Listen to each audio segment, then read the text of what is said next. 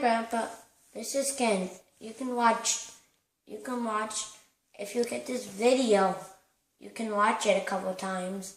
You can also watch Grandma's a couple times too. So first, we started off with an ordinary egg, and this is what it looks like.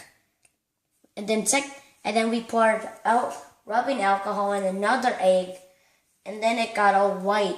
And now this is what it looks like when you stir it. And then if you see this happening, I think if you see this, I think it's a good sign of being done too, and it's also kind of gross.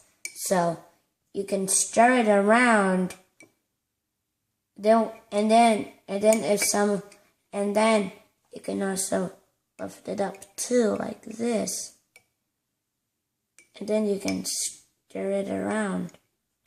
And sometimes it doesn't go fast. And then when you turn it around, it does go fast. So, hope you get this video.